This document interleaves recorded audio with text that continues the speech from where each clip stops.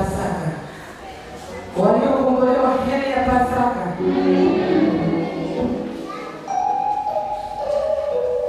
Waliokombolewa Bwana Yesu asifiwe.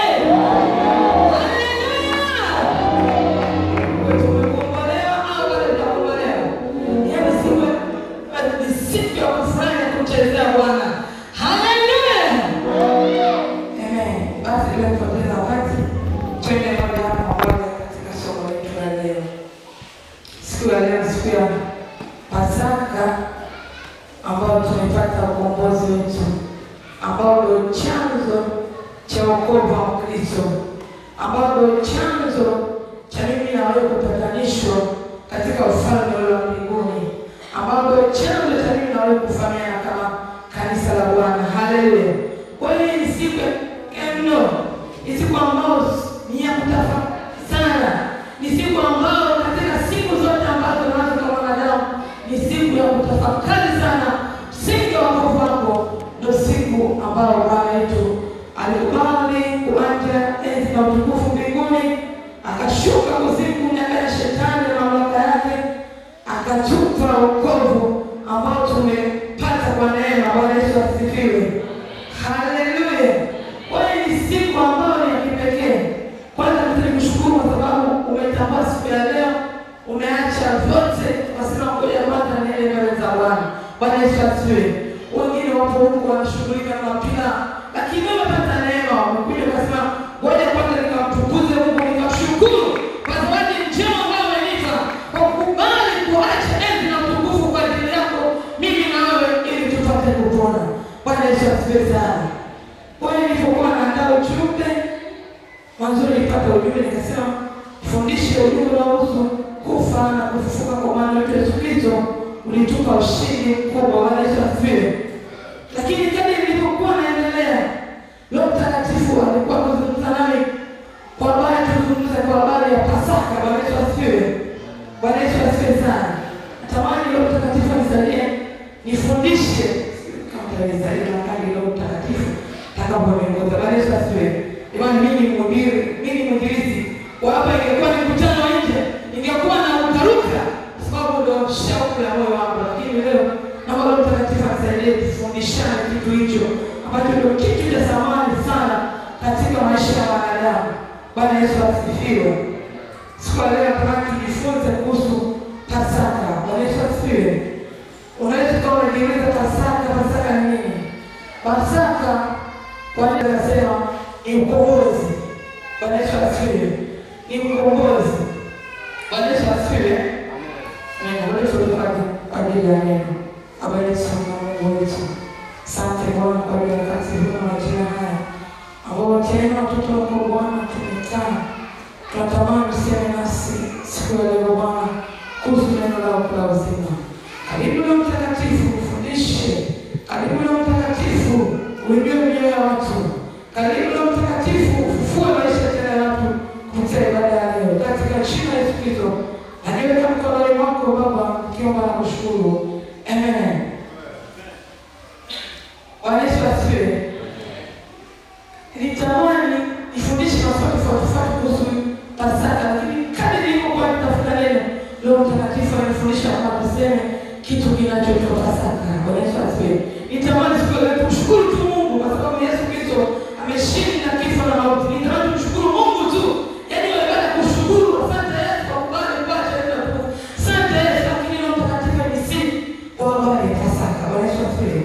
Pasaka tunapoongea Pasaka tunaongea kwa habari ya ukombozi. Bwana Yesu asifiwe. Palipo na ukombozi kitimizi tunasema mambo amechukuliwa mateka. Bwana Yesu asifiwe.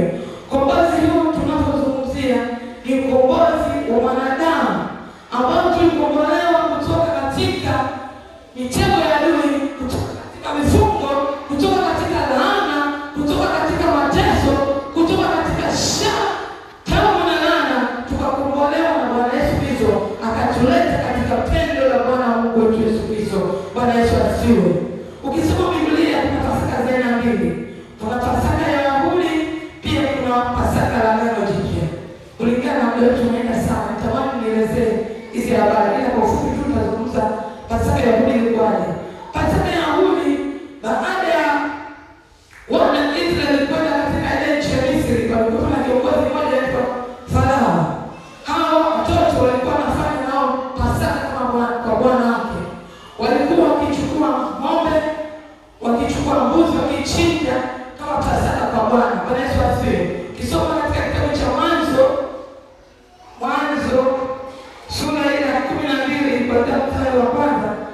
31 tutakutana hizo habari.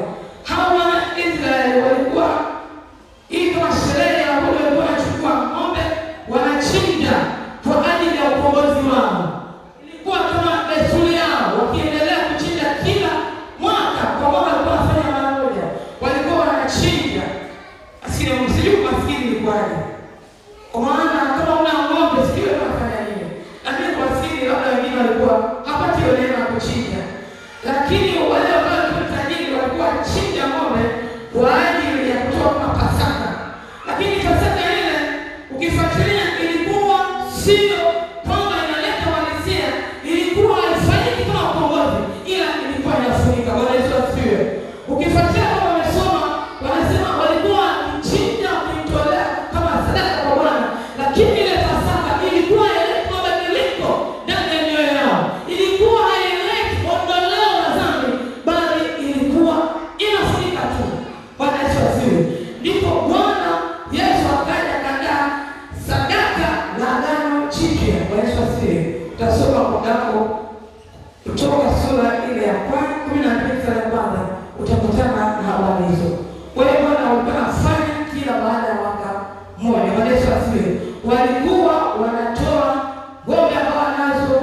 Yeye anataka kama Pasaka. Kwa maskini labda sijui ilikuwa ni kipindi kile. Kwa sababu kama huna ng'ombe sijui unafanya nini. Naona labda wengine walikuwa watoi kwa sababu kuna wengine ambao walikuwa hawabarikiwa. Lakini wale ambao walikuwa wanatoa walikuwa wanafanya kama ondoleo la dhambi kwao. Lakini kiwalisia ilikuwa haiondoi dhambi. Bwana Yesu asifiwe. Ilikuwa tu inafunikiza. Ndipo Yesu Mwokozi, Yesu Kristo alipozaliwa katika ile familia ya Wayahudi akaandaa Pasaka. Bwana Yesu asifiwe. Kama ondoleo la dhambi. Tasoma kitabu kile cha Mathayo. Bwana Yesu asifiwe. Kitabu cha Mathayo sura ile ya 26. Tasoma mwenyewe.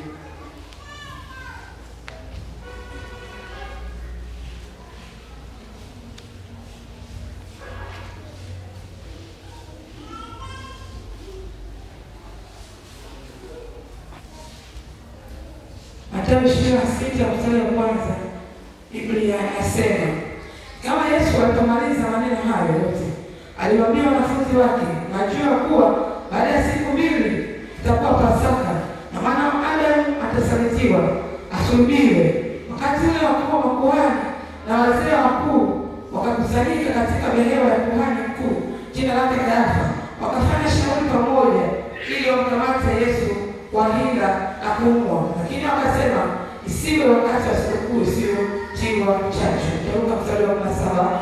Hata siku ya kwanza kati sio chachu, wanafunzi wake wakamwambia Yesu, wakamwambia, ni wapi mtakako tukuangalie ule Pasaka?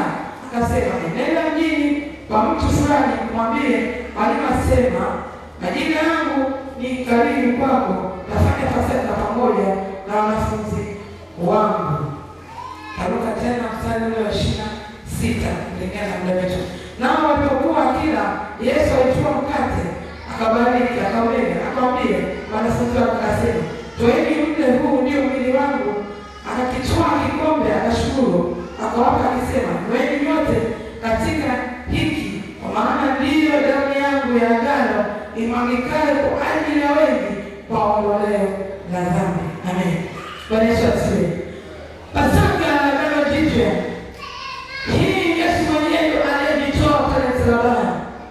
Baada ya kuona mwanadamu amekaa katika mateso, baada ya kuona mwanadamu amefungwa na vifungo mbalimbali, baada ya kuona ile Pasaka ya Yuda ilikuwa kuwasaidia, ndio Yesu akajitoa kama Pasaka la kanisa la leo, ambaye kubali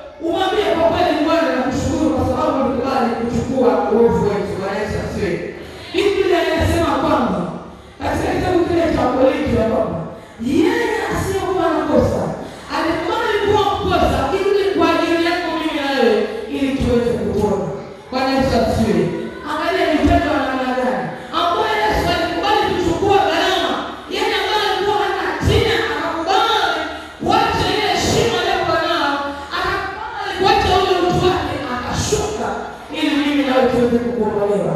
Ndio maana sisi tunasema Yesu acha Kristo wako. Bwana Yesu asifiwe. Ni siku ambayo unatakiwa utafakari ya kwamba asingekuwa Yesu leo ingekuwa wapi. Bwana Yesu asifiwe. Kwa hiyo tunaendelea kuenzi, tunaendelea kuishwa. Bwana Yesu asifiwe. Tunaendelea kuishwa. Yale ambayo yamekufa, Bwana anaendelea kutuisha. Bwana Yesu asifiwe. Kwa hiyo Pasaka ni siku ambayo tunatakiwa tukumbuke kwa basi, tukumbuke chanzo cha Kristo wetu ndio Pasaka. Bwana Yesu asifiwe. Pamoja na kupinga pamoja zaidi, lakini Pasaka imetufanya tuwe ni watu ambao tunahesabika mbinguni. Bwana Yesu asifiwe. Pasaka ndio imetufanya tuhesabiwe kama watoto wa Mungu. Bwana Yesu asifiwe. Kumbuka kabla ya Yesu kufa msalabani, sisi tulikuwa tumetengwa na Mungu. Bwana Yesu asifiwe. Lakini kwa kupigwa kwa Yesu ndipo tukapona. Haleluya. Kama ni chini ongeza makofi na vigelegele. Kwa hiyo mimi ninapofika Pasaka sitabaki sana kwa kupika ile na kumbuka kwamba hivi Yesu alipokuwa pale msalabani alipigwa sana. Alitundikwa sana bila nguo. Ilikuwa ni kifo cha aibu sana kwa Bwana Yesu kipindi kile. Ilikuwa ni fedheha. Alichukua aibu yetu. Alichukua mateso yetu. Alichukua vifungo vyetu. Alichukua laana zetu. Akakubali kuzibeba. Yeye sio Bwana kosa. Akakubali kuchukua kosa na wewe na mimi ili tuweze kufananishwa na Mungu. Bwana Yesu asifiwe. Kwa hiyo tunapokuwa tunakumbuka Pasaka, lazima kwa Kristo ukumbuke kwamba ni chanzo cha Kristo wako. Ni chanzo cha ukombozi wako. Umekombolewa katika laana. Umekombolewa katika mateso. Kwa hiyo lazima ushangilie Bwana. Bwana Yesu asifiwe. Bwana Yesu asifiwe. Lakini nashangaza watu ambao tumekombolewa tunachezea neema. Unakuta mtu ambao tumekombolewa tunaimba bado matendo yetu yanamkataa Bwana. Bwana Yesu asifiwe. Yesu kama mhubiri anasema unapofanya dhambi kumbuka unamrudisha Yesu msalabani. Unamfanya onekana kama alichokifanya miaka 2000 iliyopita kwamba kilikuwa kina thamani mbele zako. Kilikuwa kina maana kwako. Kwa hiyo Yesu alitupa utakatifu, kufa na kufufuka. Alikufa na dhambi zetu, akafufuka na utakatifu, akatuvika mimi na wewe ili tuweze kuwa watakatifu, warithi pamoja na Mungu wetu aliye hai. Haleluya. Kwa hiyo kama mtu wa Mungu anayeanza kumjua Yesu, usichezee Pasaka na ukombozi. Usichezee, shikilia. Yesu ambaye alikubali kubeba aibu yetu pale msalabani kabla hajaingia. Yeye mwenyewe wakati mwingine alifika akasema, Bwana, ikiwezekana kikombe hiki kinitoke, lakini si kama nitakavyo mimi, bali mapenzi yako yatimizwe. Aliona kwamba ile ni kazi kubwa, lakini bado hakukataa. Na mimi nimekataa. Mimi na wewe tusingekuwa mahali hapa, tusingefanya dhambi. Ndio maana akaona kama ile agano la kale alikuwa anafanya alikuwa anafikiza, lakini akakubali kujitoa kama sadaka kwa kanisa la leo. Akakubali kujitoa kama Pasaka. Ndio maana tuko mahali hapa. Bwana Yesu asifiwe. Kwa hiyo tunapokumbuka sadaka Pasaka, lazima tukumbuke kwamba kufa kwa Bwana wetu Yesu Kristo kumetupa ushindi. Bwana Yesu asifiwe. Kufa kwa Bwana Yesu Kristo kumetupatanisha sisi na Mungu. Ndio maana alipokuwa msalabani alilia kwa uchungu mno, akasema, leo Mungu wangu Bwana uniacha. Mateso yalikuwa ni makubwa mno. Alipokuwa anapigwa ni msumari, ngozi yake ilinuka sana. Bwana Yesu asifiwe. Kwa hiyo ilikuwa ni kifo cha aibu sana. Alikuwa na uwezo wa kusema kwamba basi natosha. Alikuwa anataka kunishusha pale msalabani. Lakini kwa ajili ya upendo wako mimi na wewe ambao tulikuwa tumetengwa na Mungu, ndio maana akakubali kustahimili pale msalabani. Ilikuwa na upendo yangu mimi na wewe ili tuweze kupona. Kwa kupigwa kwa Yesu sisi tumepona. Sasa tunataka alichukua madhaifu yetu, alichukua aibu yetu, alichukua laana zetu, akapigwa ili mimi na wewe tuweze kupona. Bwana Yesu asifiwe. Kwa hiyo kama kijana kanisa hili, neema uliyopata usicheze. Unapofanya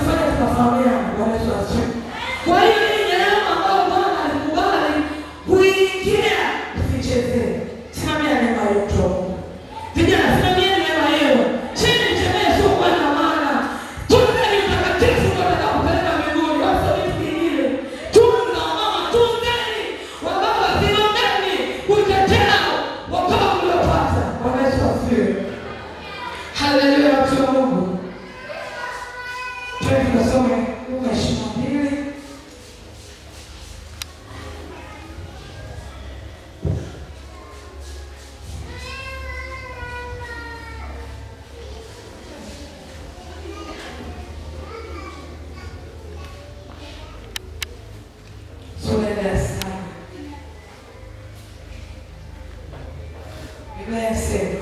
Luka 22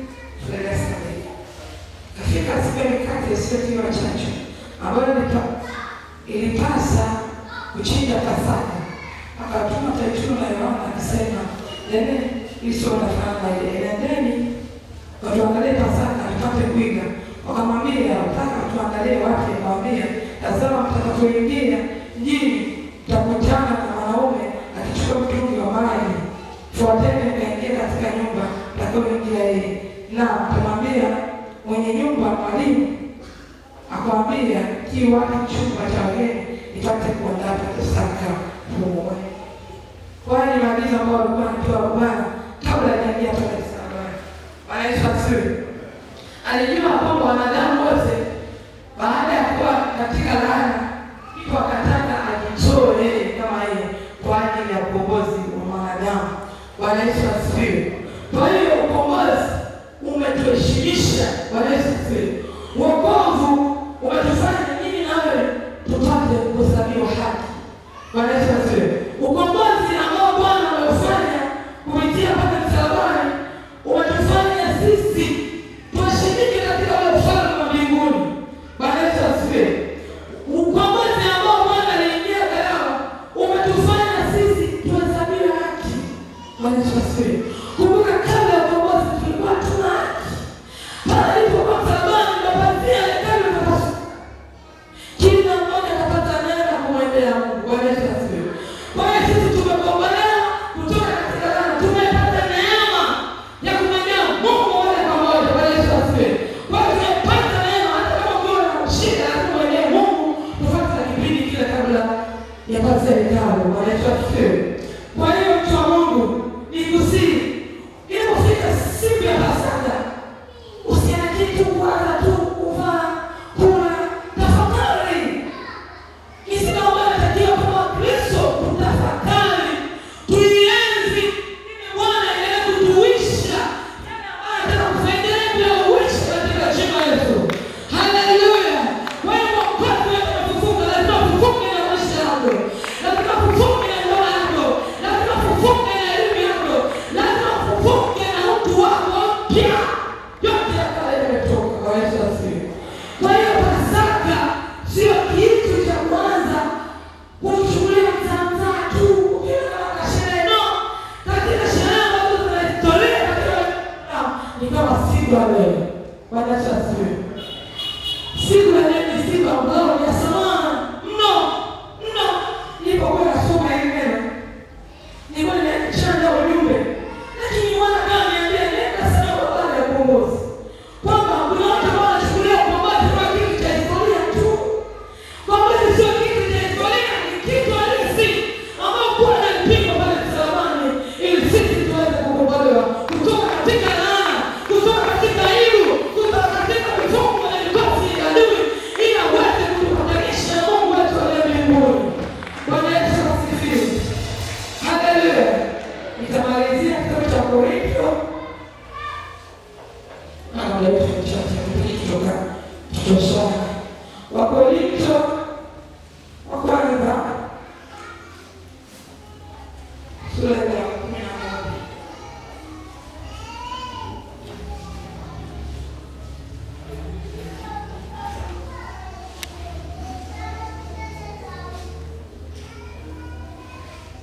Yesu asifiwe. Haleluya. Tunasoma kwa wakati wako. Bwana Yesu asifiwe kwa namna. Kwa hiyo Wakorintho nakutana naye nasema kwamba yeye asiyekuwa na kosa alikubali kuchukua makosa yetu. Alikubali kujivika. Alikubali kuchukua vitu ambavyo shetani alikuwa kutwika. Alikubali kuvivaa. Bwana Yesu asifiwe. Alikubali kujitwika aibu. Pale kwa msalabani ndio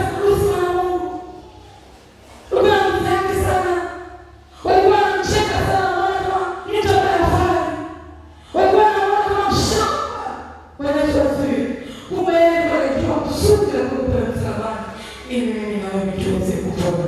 Bwana Yesu. Kwa hiyo Biblia inasema kwa kupigwa kwake sisi tumepona kanisa. Bwana Yesu. Kwa kupigwa kwake sisi tumepona, tumepata neema. Kwa kuhesabiwa watoto wa Mungu, tumepata neema kumjua Mungu, tumepata neema kuhesabiwa haki kwa mbinguni. Bwana Yesu. Kwa hiyo tunza hicho ulichopata kupitia msalabani. Haleluya. Amen. Tusimame. Mungu asifiwe sana. Tushukuru Mungu. Baba yetu na Mungu wetu mtakatifu Bwana.